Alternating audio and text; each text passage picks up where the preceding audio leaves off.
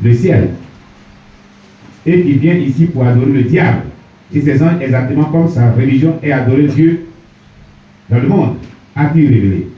Pourtant, dans ma quête pour savoir ce qui a occasionné sa condamnation à l'enfer, je lui ai de nouveau demandé, Monsieur, mais en tant qu'homme, avec un niveau appréciable de dévotion à sa religion, pourquoi êtes-vous ici de nouveau en enfer? J'ai été reconnu coupable pour certaines raisons. J'ai obtenu un prêt de 100 000 naira du gouvernement pour planter 5 acres de riz. Avant la période de récolte de cette année-là, un autre gouvernement a pris le pouvoir du gouvernement qui était au siège lorsque le prêt a été accordé. Je suis allé voir mon frère, un avocat, pour l'aider à rédiger une lettre disant qu'il y avait eu un incendie. Un incendie à la ferme et que tout ce que j'avais planté dans la ferme avait été brûlé. Le nouveau gouvernement a cru mon rapport et par pitié pour ma situation a dit que je ne devais pas rembourser l'argent. Mais ce n'était qu'un mensonge.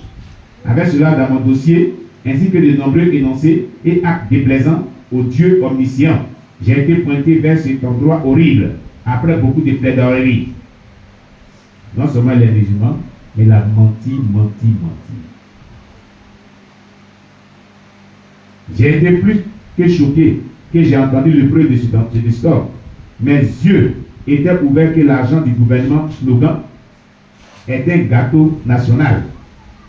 C'est ce que les gens disent. L'argent du gouvernement, c'est le gâteau national.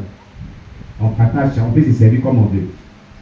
Les politiciens, les ministres, les députés, les présidents, qui dépensent l'argent du peuple dans le désordre, qui font de ça ce qu'ils veulent, injustement. Pendant ce temps, il y a les pauvres, il y a les veuves, il y a les orphelins. C'est ça qui fait mal à Dieu. C'est ça qui fait mal. Il gère mal l'argent.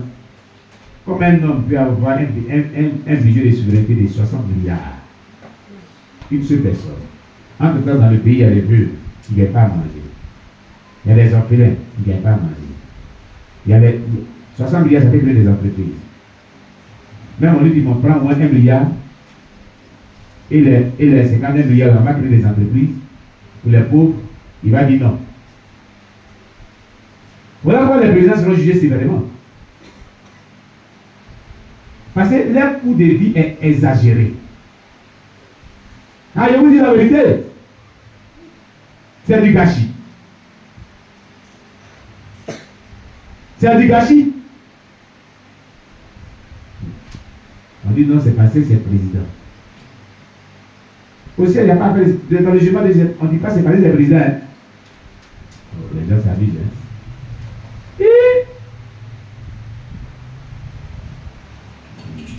Que Dieu nous vienne à l'aide. Alléluia.